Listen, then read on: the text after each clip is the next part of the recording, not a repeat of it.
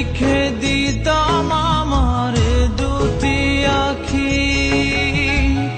আর যদি বাসতি আমায় দেখতিস কি